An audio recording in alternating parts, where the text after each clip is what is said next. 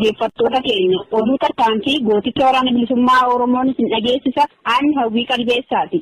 Abdiif gaachannii uummata Oromoo gootichi waraana bilisummaa Oromoo duula bobbaa Jaallaggasaa wagiin harcaatota waraana maafiyaa PP adabuu fi bakkoota hedduu irraa kaambii ishee buqqisuun dhuunfachaa jiraachuun gabaafame. Haaluma kanaan gootichi abdiin Oromoof Oromiyaa gaafa hagayya 26 2021 godina Wallagga Bahaa aanaa guutoo giddaa bulchiinsa magaalaa Ukkee ganda kennaafii keessatti tarkaanfii jabaa fudhateen hedduu ishii hadhaa du'aa yoo habbuuqachiisu kaan ammoo madoo dandamii hin qabneen adabee jira. Ittiin fufuun waardiyyaan Oromoof Oromiyaa gootichi waraana bilisummaa Oromoo gaafa hagayya 26 2021 godina Wallagga Bahaa aanaa Taatiggaa ganda Dandalii Konkee keessatti tarkaanfii tiksitoota Impaayeraa Raafamaa irratti fudhateen 23 battalumatti du'aan adabee jira. 23 keessaa 12 raayyaa ittisa biyyaa kan ofiin jettu yoo ta'u 11 ammoo hattuu humna addaa Oromiyaa jettee of waamtu ta'uu ishee ajajaan woboo naannoo sanaa raadiyoo Arraata Biyyoolessa Oromiyaaf himanii jiru.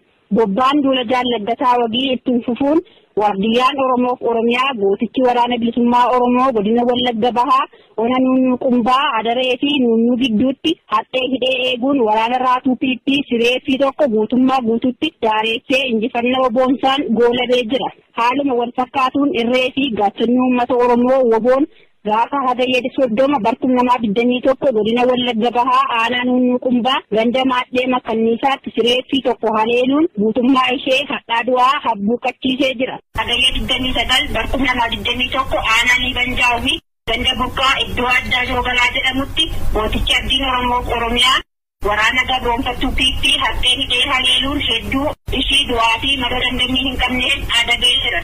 Duulli Tumur Gabrummaa jabaatee itti fufaa gooticha waraana bilisummaa Oromoo irra. Gadaa Tumur Gabrummaa fi injifannoon uummata Oromoo. Horaa bulaalee. Ooyyaa akkam jirtu harka fuunee dhaggeeffattoota keenya oduun injifannoo tarkaanfii Obozoonii kibbaa isin dhageessisu. Kan kana isin dhageessisu Annadii Oromoo akkuma dheengadda isin beeksisnetti waraanni bilisummaa Oromoo duula bobbaa Operaashina Jaalalee Qilxuutiin lafoota baay'ee dhuunfachaa jiraachuun akkuma itti fufetti jira. Hagayya 29 bara 2021 waraanni bilisummaa Oromoo zoonii kibbaa Cibraa Soddon Booroo qabeenya uummataa kan kaabinoota PPtiin uummata irraa saamame kaabinooti ittiin dura uummataa turan to'achuun uummataaf firaa jiraachuun akkuma dheengadda isin beeksifnee ture. Kunoo ragaalee suura sagaleen geeddarames qabannee dhiyaannee jira. Kallattumaan gara ragaa suura sagaleen qindeeffamettiin isin dabarsa. Kabajamtoota jaalatamtoota uummata Oromoo saba guddicha gaanfa Afrikaa. Egaa akkuma argaa jirtan kanatti woboon zoonii kibbaa Cibraan Soddon Booroo magaalota diina haleelee baase keessatti uummata isaa ijaaraa mariisisaa gara fuulduraatti tarkaanfachaa jira. Egaa kana malees akkuma diina adabuu itti fufee lukkeelee diinaas gatii isaaniif malu kaffalaafii jira. Har'a ammoo akkuma argaa jirtan kanatti abbootii qabeenyaa mootummaa waliin ta'anii gabroomsaa wajji ta'anii uummata saamaa turan yeroo hedduuf gorsee akeekkachiisee didnaan qabeenya uummataa saamaa waan tureef qabeenyichi kan uummata Oromoo waan ta'eef waraana bilisummaa Oromootiin to'atamee harka waraana bilisummaa Oromoo galeera. Kanarratti qamadii lafa hektaaraa hedduurra hammame. Bifa kana waraanni bilisummaa Oromoo erga to'ate uummata isaatiif qabeenya uummatichaa kana abbootiin qabeenyaa mootummaa wajjin ta'anii saamaa turan uummaticha isaatiif bifa kanaan raamsutti jira. Egaa kun injifannoodha. Waan dhiigaan dhufe lafeedhaan dhufe qoosatti miti. Waraanni bilisummaa Oromoo bifuma argaa jirtan kanaan akkuma reefii ka birooti kunis isa lammaffaadha. Bifa kanaan uummatichaaf kun raamsutti jira. Iddoo tokkotti ol kuusee jechuudha. Bifa kanaan uummaticha isaatiif hirutti jira. Uummatichis bifuma kanaan yaamicha isaa dhagaheetiniin qabeenyicha ofii hirachuudhaaf uummatichis bifa kanaan dhiyaatee jira. Kun injifannoodha. Dhiigaaf lafeen dhufe waan dhiigaan lafeef dhufeedha. Kanaaf baga gammanne baga gammaddan jechaa injifannoolee kana ammoo tikfachaa iddoolee dhuunfanne keessatti uummata keenya ijaarrachaa injifannoon gara fuulduraatti tarkaanfanna. Egaa iddoon reefiitii fi iddoon kunis gargarii mijaal qabso. Iddoo lamatti jechuudha wantichi kun kan kuufamee jiru. Waan hektaara meeqarraa haamame ta'a wanti hektaarota. Hektaara guddaadha. Kan inni haamame kubeetariidhaan haamame. Isuma tutumee calleessee makiinaa irratti fe'ee jennaan walumaan dhuunfatan. Walumaan dhuunfattan? Hektaara guddaa ka'u kubeetariin kan namni haamee danda'u osoo hin taane ka'u kubeetarii yookaan meeshaan ammayyaa haamee tumee calleessee baasuun waan ta'eef. Kombaayinoora jedhan sani? Kombaayinarii. Kombaayinarii sanaan. Injifannoodha kuni waan ajaa'ibaati. Kanaaf bifuma kanaan ummatichaaf hiruudhaaf amma qophiirra jirra yeroo kanatti. Kana fakkaata oolmaan har'a akka dansaa. Amma midhaan fudhatanii boqotanii.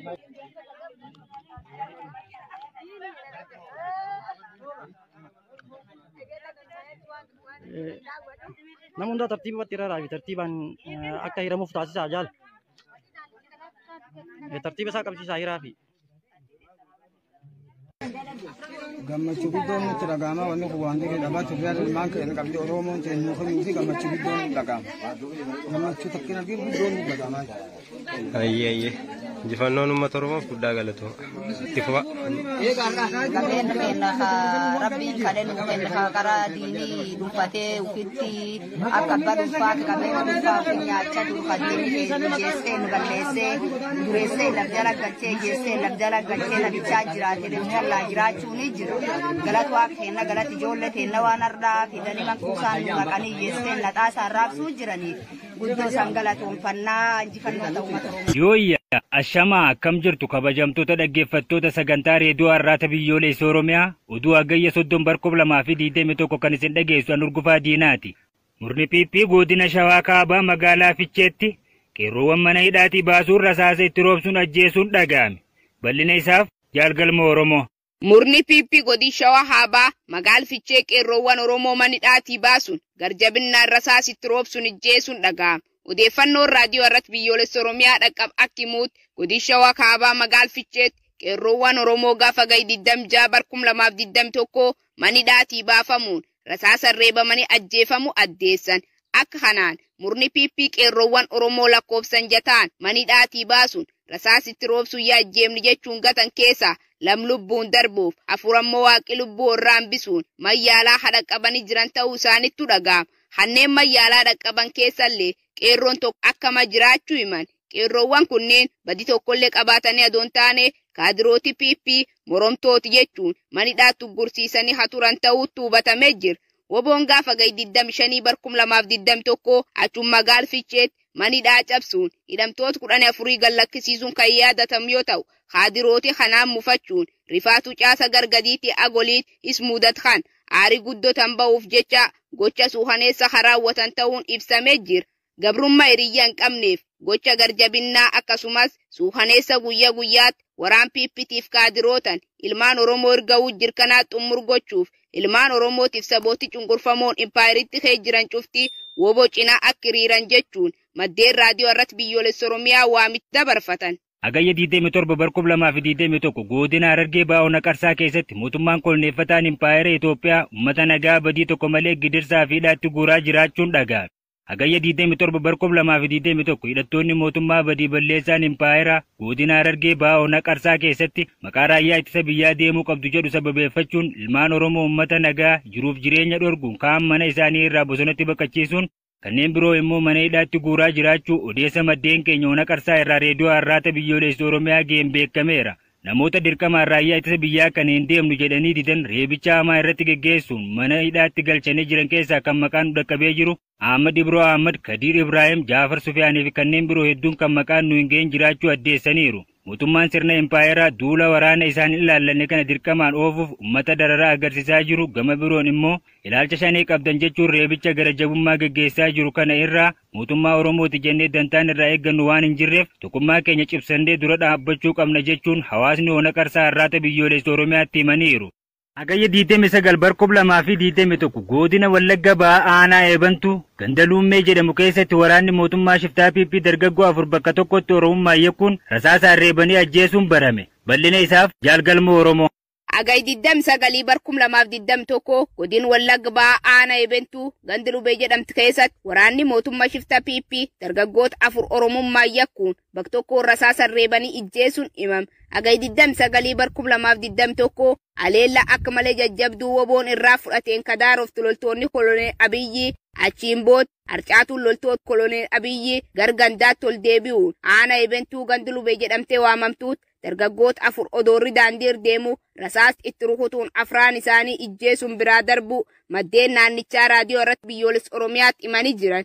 Maqaa dargaggoota Oromoo loltoota mootummaa nafxanyaatiin ijjeefamanii hulleen Kebbede Fiqaaduu ifa yaadataa Leellisa Gammachuutiif dargaggoo Gaaroma Baqqalaa ta'uun baramee jira. Akka maddeen himaniitti Oromiyaa golee hundi keessatti waraanni murni shiftaa Abiyyi Ahmediitiin bobbaafaman ajjeecha suuhaneessa dabalatee manneen uummataa gubuu qabeensaamuuf barbadeessuu itti fufanii jiran. Uummati Oromoo falmaa dhooftuuf ijibbaataa ilmaan isaanii qaqqaaliin lubbuu isaanii adoon qusatiin biyyi isaaniitiif kennanii qabsaa'uu jiranii kan daran tumsuun woboo cina dhaabbatanii sirni gabroofattu kan ofirraa mulquuf cimee akka hojjetu dhaamatan. Kaaba Oromiyaa godina Wallootti hidhattoonni Affaar lola qonnaan bultoota Oromoo irratti bananiin badiin lubbuu fi qabeenyaa qaqqabaa jiraachuun dhaga'ame. Badii caaluu hambisuufis dirmannaan akka taasifamu waamichi dhiyaate. Kaaba Oromiyaa godina Wallootti qindoomina mootummaa naannoo Amaaraa fi quba qabeenya shifticha Abiyyi Ahmediitiin lola babal'ifannaa lafaa fi jibbiinsa sanyummaa qonnaan bultoota Oromoo irratti banamee jiruun lubbuun lammiilee baduu miidhaan qaamaa qaqqabuu fi qabeenyi lammiilee saamamaa jiraachuun dhaga'ame. Maddeen reediyoo Harraata biyyoolessa Oromiyaa akka himanitti lola kallattii aanaa Jiillee Dhummuugaatiin hidhattoota Affaariin qonnaan bultoota Oromoo irratti guyyoota muraasa dura saaqame hagayya 29 illee itti fufee ooluun bakka Odaa Sirbaa jedhamutti ilmaan Oromoo 6 kan wareegaman ta'uu fi 9 immoo madaa'anii yaalamaa kan jiran ta'uutu hubatame. Mootummaan naannoo Amaaraa shira ofii uumeen uummata Affaarii fi uummata Oromoo Walloo walitti buusaa jira jechuun maddeen keenya naannoo sanaa nuuf himuun kunis yakka duguuginsa sanyii quba qabeenyaa Abiyyi Ahmediin ilmaan Oromoo irratti saganteeffatanii jiran gama maraan itti fufsiisuu akka ta'e kan mirkaneessu. Waraanni goleessituu shifticha Abiyyi Ahmed garasitti bobbaase kan raayyaa ittisa biyyaa fi poolisii federaalaa jedhamuun yaamamanis lola kana qabbaneessuuf tattaafachuu dhiisuun qonnaan bultoota Oromoo dararuutti akka jiran reebicha ulfaataa irraan geessisuu fi qonnaan bultoota kanneen irraa qawwee hiikuutti kan xiyyeeffatanii jiran ta'uunis beekamee jira. Kunis shira siyaasaa fi jibbiinsa Oromummaa ta'uu kan nama hubachiisu hawaasa waraanamaa fi ajjeefamaa jiran irraa qawwee hiikaa jiraachuu isaaniiti jedhu maddeen keenya. Kana malees guutuu godina Walloo keessatti hidhaan yeroo kamuu caalaa jabaatee itti fufuun manneen hidhaa Kamisee fi buufata poolisii Oona Baatee keessatti hiraarfamaa jiru. Akka kanaan Abdii Shanan Jiillee fi lammiilee Sanbatee irraa qabamanii kanneen akka Abdusalaam Alii, Abduu Mootii, Daawwee Aadee, Aadam Guraalii fi Aammee Odaafaa mana hidhaa Kamiseetti geeffamanii jiru. Kanneen biroos Oona Baatee irraa qabamanii achuma buufata poolisiitti hiraarfamaa jiraachuunis beekamee jira. Dabalataanis godinuma Walloo Kamiseetti kaabinoonni PP seera waraanaati jechuun uummata irraa dirqamaan maallaqa walitti guuranii milishoota afeeruun qalanii wal nyaachisuun cinatti uummata sodaachisaa akka jiranitti dhaga'ame. Yeroo ammaa kanas lolichi akkuma itti fufetti jiraachuun beekameera. Eegaa duulli qindaawaan duguggaa sanyummaa mootummaan badii balleessaa PP Abiyyi Ahmediitiin uummata Oromoo irratti addatti Oromoo Walloo irratti raawwataa jiruu fi lammiilee keenya biyya keessaa fi biyya alaa cufti sagalee ta'uu akka qaban maddeen keenyatti dhaamaniiru. Duula yeroo ammaa godinoota Wallagga Ba'aa fi Shawaa Ba'aa Karrayyuutti adeemsifamaa jirus xiyyeeffannoo waan itti kennamuu qabu ta'uu eerameeti jira. Tibbana Ba'a Oromiyaa godina Harargee lixaa Ona Mi'eessoo keessaa hawaasa nagaa jiruu ofii jiraatu ilmaa intala keessantuu bosona seenee mootummaan lolaa jira jechuun jumlaan manaa guuranii hidhaa jiraachuun barameeti jira. Bal'ina isaa akka itti aanutti jaalgalmoon qabdi. Tibba hambaa Oromiyaa godin Harargee Ba'aa aana Mi'eessoo keessa hawaas nagaan jiruu ofii jiraachuu jiru. Ilma heessan yookaan intal keessaniittu bosona seenee mootummaan loluu jiru jechuun jumlaan manaa guuranii hidhaa jiraachuun baramee jira. Hidhaaf gidirfamee hawaas nagaa irraatti hidhattoota mootummaa shifta PPtiin guutuu Oromiyaa keessatti deemaa tureef deemuu jiru. Tibba hambaa Oromiyaa keessatti akka malee jabaachuun godin Harargee lixaa aana Mi'eessoo arda daalachaa keessatti waraanni Abiyyi ilma heessanitti waraan bilisummaa Oromoo jiru jechuun miseensa maatii hundukkaamsee hidhaa darbachaa jiraachuu maddeen gabaasan. Miseensota maatii ilmi yookaan intal keessanittu miseensa woboo jedhamuun hidhaman danuu heessaa hamaqaan isaanii nu ga'i. Ibroo Umar Billoo, Turkii Muusa Billoo, Abdii Umar, Caaltuu Abdalla Umar, haadha daa'im jijaa waliin hidhamtee jiraachuun baramee jira. Kabajamtoota dhaggeeffattoota keenya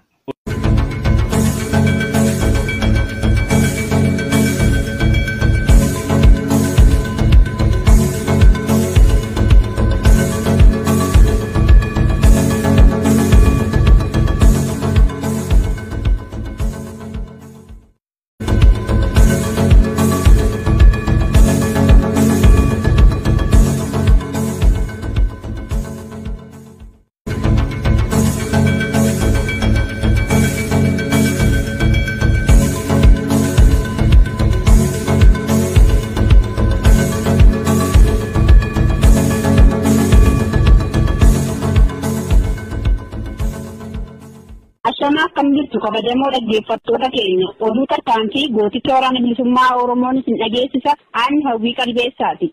Abdiif gaachannii uummata Oromoo gootichi waraana bilisummaa Oromoo duula bobbaa Jaallaggasaa waliin harcaatota waraana maafiyaa PP adabuu fi bakkoota hedduu irraa kaambii ishee buqqisuun dhuunfachaa jiraachuun gabaafame. Haaluma kanaan gootichi abdiin Oromoof Oromiyaa gaafa hagayya 26 barkuma 2021 godina Wallagga Bahaa aanaa guutoo Giddaa bulchiinsa magaalaa Ukkee ganda Kennaafii keessatti tarkaanfii jabaa fudhateen hedduu ishii hadhaa du'aa yoo habbuuqachiisu kaan ammoo madoo dandamii hin qabneen adabee jira. Ittiin fufuun waardiyyaan Oromoof Oromiyaa gootichi waraana bilisummaa Oromoo gaafa hagayya 26 barkuma 2021 godina Wallagga Bahaa aanaa Saasiggaa ganda Dangalii Konkee keessatti tarkaanfii tiksitoota impaayeraa homaa irratti fudhateen 23 battalumatti du'aan adabee jira. 23 keessaa 12 raayyaa ittisa biyyaa kan ofiin jettu yoo ta'u 11 ammoo hattuu humna addaa Oromiyaa jettee of waamtu ta'uu ishee ajajaan woboo naannoo sanaa raadiyoo Arraata Biyyoolessa Oromiyaaf himanii jiru. Bobbaan duula Jaallaggasaa wagii ittiin fufuun waardiyyaan Oromoof Oromiyaa gootichi waraana bilisummaa Oromoo godina Wallagga Bahaa ona Nunnuu Qumbaa Adaree fi Nunnuu gidduutti haxxee hidhee eeguun waraana raatuu PP sireeffii tokko guutummaa guututti daareessee injifannoo woboonsaan goolabee jira. Haaluma wal fakkaatuun irree fi gaachannii uummata Oromoo woboon gaafa hagayya 30 barkuma 2021 godina Wallagga Bahaa aanaa Nunnuu Qumbaa ganda Maadhee Makanniisaatti sireeffii tokko haleeluun guutummaa ishee hadhaa du'aa habbuuqachiisee jira. Hagayya 29 barkuma 2021 aanaa Liibanjaawii ganda Buqqaa iddoo addaa Joogalaa jedhamutti gootichi abdiin Oromoof Oromiyaa waraana gabroonfattuu PP haxxee hidhee haleeluun hedduu ishii du'aa fi madoo dandamii hin qabneen adabee jira. Durii sumur gabrummaa jabaatee itti gufaa gooticha waraana bilisummaa Oromoo irraa. Gadaan gadaa sumur gabrummaa fi injifannoon uummata Oromoo. Horaa bulaalee gala. Hooyyaa akkam jirtu harka fuunee dhaggeeffattoota keenya oduun injifannoo tarkaanfii wazoonii kibbaa isin dhageessisu. Kan kana isin dhageessisu annadii Oromoo akkuma dheengadda isin beeksisnetti waraanni bilisummaa Oromoo duula bobbaa opereeshina Jaalalamoo Qilxuutiin lafoota baay'ee dhuunfachaa jiraachuun akkuma itti fufetti jira.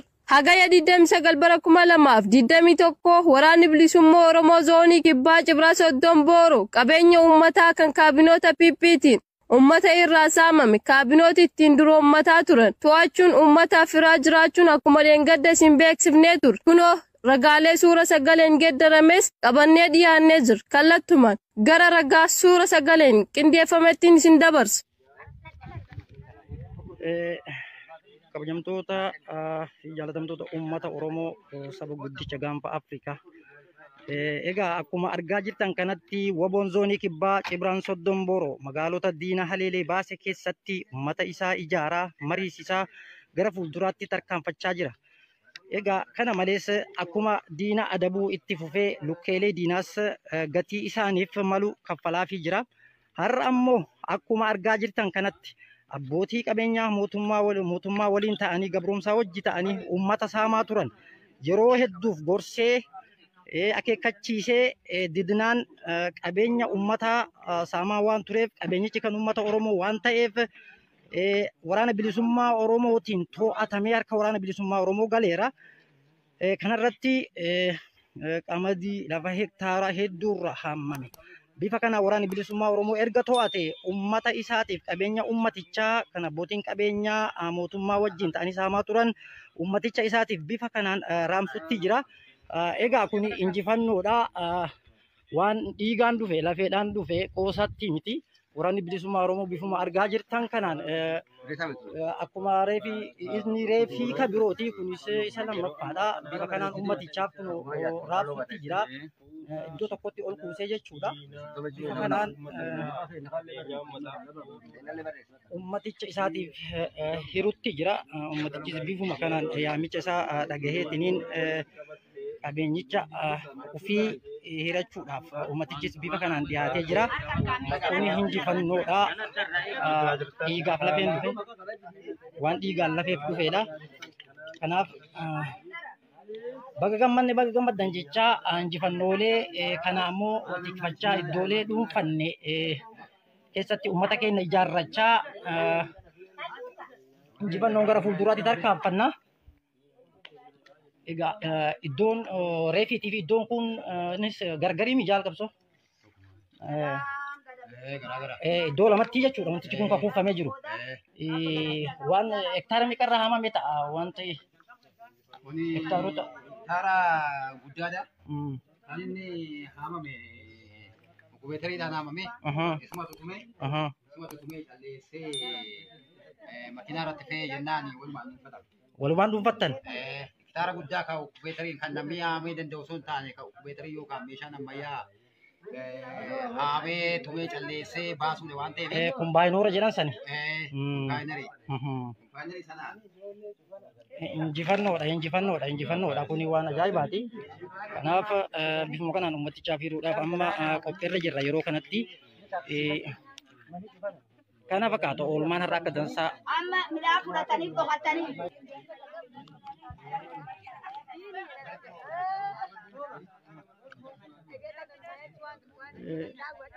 Nama hundaa tartiibatti irra raabi tartiibaan akka hiramuuf taasisaa jaal. Tartiiba isaa qabsiisaa hiraafi. Gammachuu guddoon nutti dhaga'ama wanni kun waan ta'eef dhabaa Itoophiyaan ilmaan keenya qabdi Oromoon ta'e nuuf himuu fi gammachuu guddoon nutti dhaga'ama. Gammachuu takkiin arginu guddoon nutti dhaga'ama. Ayyee. Injifannoon uummata Oromoof guddaa galatoo. Itti fufa.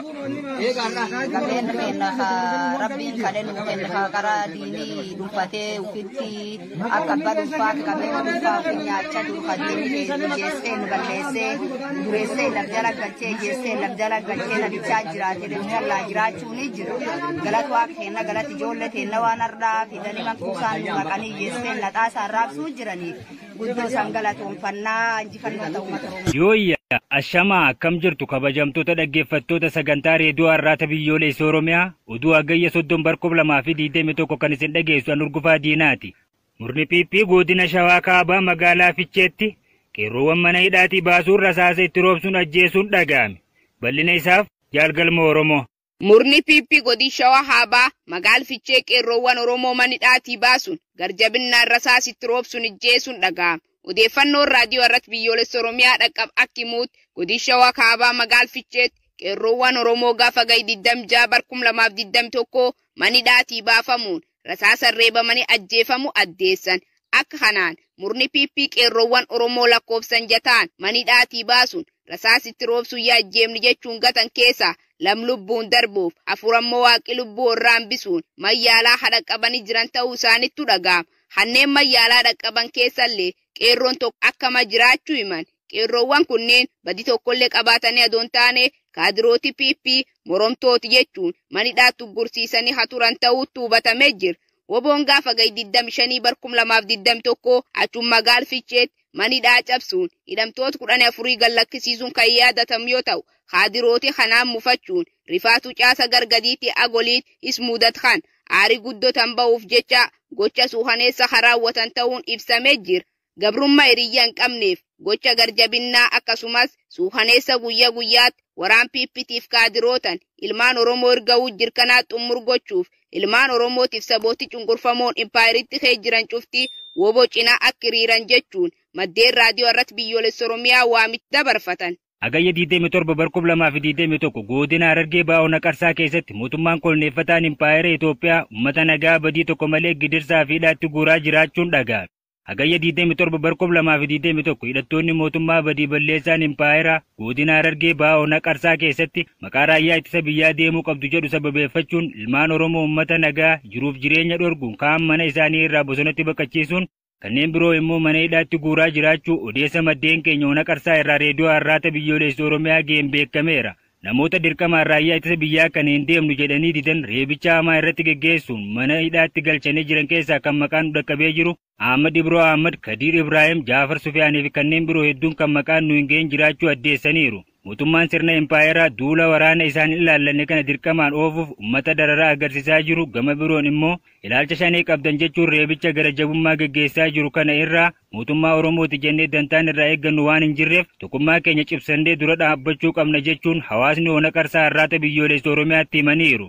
Agayya diitame sagal barkoob lamaa fi diitame tokko godina Wallagga Ba'aa aanaa eebantu ganda Luummee jedhamu keessatti waraanni mootummaa shiftaa PP dargaggoo 4 bakka tokkotti Oromummaa yakkuun rasaasaan reebanii ajjeesuun barame. Bal'ina isaaf jaalgalmoo Oromoo.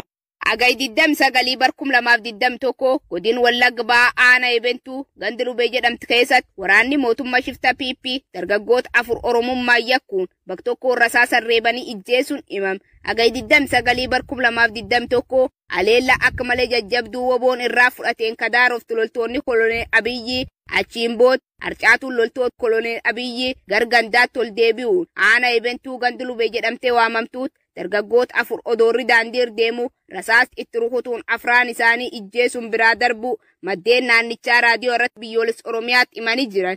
Maqaa dargaggoota Oromoo loltoota mootummaa nafxanyaatiin ajjeefamanii hulleen Kebbede Fiqaaduu ifa yaadataa leellisa gammachuutiif dargaggoo Gaaroma Baqqalaa ta'uun baramee jira. Akka maddeen himaniitti Oromiyaa golee hundi keessatti waraanni murni shiftaa Abiyyi Ahimediitiin bobbaafaman ajjeecha suuhaneessa dabalatee manneen uummataa gubuu qabeenyaamuuf barbadeessuu itti fufanii jiran. Uummati Oromoo falmaa dhooftuuf ijibbaataa ilmaan isaanii qaqqaaliin lubbuu isaanii adoon qusatiin biyyi isaaniitiif kennanii qabsaa'uu jiranii kan daran tumsuun woboo cina dhaabbatanii sirni gabroonfattuu kan ofirraa mulquuf cimee akka hojjetu dhaamatan. Kaaba Oromiyaa godina Wallootti hidhattoonni Affaar lola qonnaan bultoota Oromoo irratti bananiin badiin lubbuu fi qabeenyaa qaqqabaa jiraachuun dhaga'ame. Badii caaluu hambisuufis dirmannaan akka taasifamu waamichi dhiyaate. Kaaba Oromiyaa godina Wallootti qindoomina mootummaa naannoo Amaaraa fi quba qabeenya shiftichaa Abiyyi Ahimediitiin lola babal'ifannaa lafaa fi jibbiinsa sanyummaa qonnaan bultoota Oromoo irratti banamee jiruun lubbuun lammiilee baduu miidhaan qaamaa qaqqabuu fi qabeenyi lammiilee saamamaa jiraachuun dhaga'ame. Maddeen reediyoo har'aata biyyoolessa Oromiyaa akka himanitti lola kallattii aanaa Jiillee Dhummuugaatiin hidhattoota Affaariin qonnaan bultoota Oromoo irratti guyyoota muraasa dura saaqame agayya 29 illee itti fufee ooluun bakka Odaa Sirbaa jedhamutti ilmaan Oromoo 6 kan wareegaman ta'uu fi 9 immoo madaa'anii yaalamaa kan jiran ta'uutu hubatame.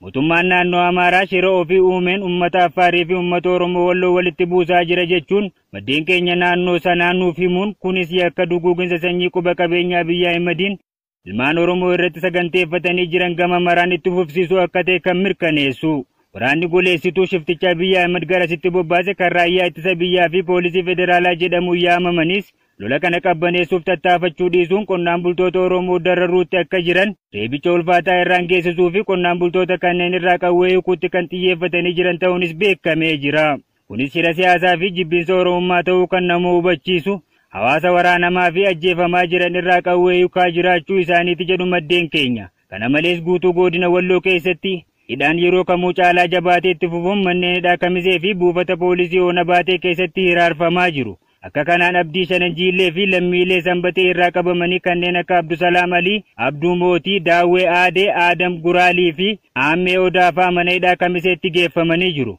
Kanneen biroos Oona Baatee irraa qabamanii achuma buufata poolisiitti hiraarfamaa jiraachuunis beekamee jira. Dabalataanis godinuma Walloo Kamiseetti kaabinoonni PP seera waraanaati jechuun uummata irraa dirqamaan maallaqa walitti guuranii milishoota afeeruun qalanii wal nyaachisuun cinatti uummata sodaachisaa akka jiranitti dhaga'ame. Yeroo ammaa kanas lolichi akkuma itti fufetti jiraachuun beekameera. Eegaa duulli qindaawaan duguggaa sanyummaa mootummaan badii balleessaa PP Abiyyi Ahimediitiin uummata Oromoo irratti addatti Oromoo Walloo irratti raawwataa jiruu fi lammiilee keenya biyya keessaa fi biyya alaa cufti sagalee ta'uu akka qaban maddeen keenyatti dhaamaniiru. Duula yeroo ammaa godinoota Wallagga Ba'aa fi Shawaa Ba'aa Karrayyuutti adeemsifamaa jirus xiyyeeffannoo waan itti kennamuu qabu ta'uu eerameeti jira. Tibbana Ba'a Oromiyaa godina Harargee lixaa Ona Mi'eessoo keessaa hawaasa nagaa jiruu ofii jiraatu ilmaa intala keessantuu bosona seenee mootummaan lolaa jira jechuun jumlaan manaa guuranii hidhaa jiraachuun barameeti jira. Bal'ina isaa akka itti aanutti jaalgalmoon qabdi. Tibba hambaa Oromiyaa godin Harargee Ba'aa Ona Mi'eessoo keessa hawaasa nagaan jiruu ofii jiraachuu jiru. Ilma keessan yookaan intal keessaniittu bosona seenee mootummaan loluu jiru jechuun jumlaan manaa guuranii hidhaa jiraachuun baramee jira. Hidhaaf gidirfamee hawaasa nagaa irraatti hidhattoota mootummaa shifta PPtiin guutuu Oromiyaa keessatti deemaa tureef deemuu jiru. Tibba hambaa Oromiyaa keessatti akka malee jabaachuun godin Harargee lixaa Ona Mi'eessoo Arda Daalachaa keessatti waraanni Abiyyi ilma keessanitti waraan bilisummaa Oromoo jiru jechuun miseensa maatii hundukkaamsee hidhaa darbachaa jiraachuu maddeen gabaasan. Miseensota maatii ilmi yookaan intal keessanittu miseensa woboo jedhamuun hidhaman danuu keessaa maqaan isaanii nu ga'i. Ibroo Umar Billoo, Turkii Muusaa Billoo, Abdi Umar, Caaltuu Abdalla Umar, haadha daa'im jijaa waliin hidhamtee jiraachuun baramee jira. Kabajamtoota dhaggeeffattoota keenya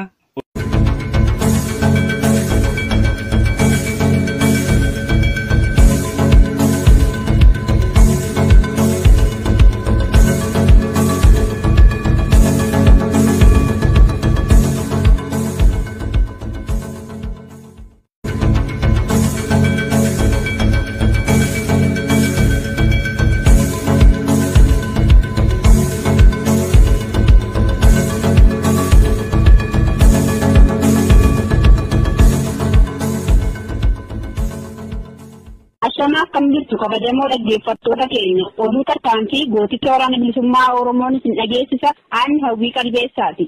Abdiif gaachannii uummata Oromoo gootichi waraana bilisummaa Oromoo duula bobbaa jaalaggataa waliin harcaatota waraana maafiyaa PP adabuu fi bakkoota hedduu irraa kaambii ishee buqqisuun dhuunfachaa jiraachuun gabaafame. Haaluma kanaan gootichi Abdiin Oromoof Oromiyaa gaafa hagayya 26 2021 godina Wallagga Bahaa aanaa Guutoo Giddaa bulchiinsa magaalaa Ukkee ganda Kennaafii keessatti tarkaanfii jabaa fudhateen hedduu ishii hadhaa du'aa yoo habbuuqachiisu kaan ammoo madoo dandamii hin qabneen adabee jira. Ittiin fufuun waardiyyaan Oromoof Oromiyaa gootichi waraana bilisummaa Oromoo gaafa hagayya 26 2021 godina Wallagga Bahaa aanaa Taasiggaa ganda Dangalii Konkee keessatti tarkaanfii tiksitoota impaayera raafamaa irratti fudhateen 23 battalumatti du'aan adabee jira. 23 keessaa 12 raayyaa ittisa biyyaa kan ofiin jettu yoo ta'u 11 ammoo hattuu humna addaa Oromiyaa jettee of waamtu ta'uu ishee ajajaan woboo naannoo sanaa raadiyoo Arraata Biyyoolessa Oromiyaaf himanii jiru.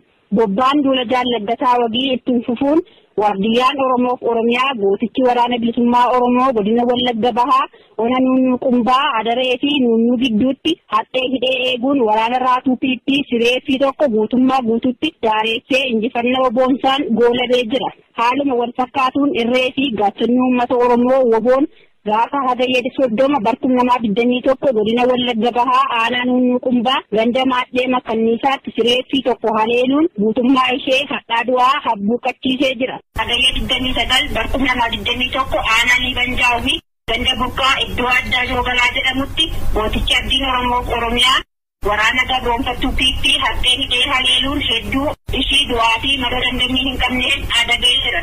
Durii sumur gabrummaa jabaatee itti fufaa gooticha waraana bilisummaa Oromoo irra.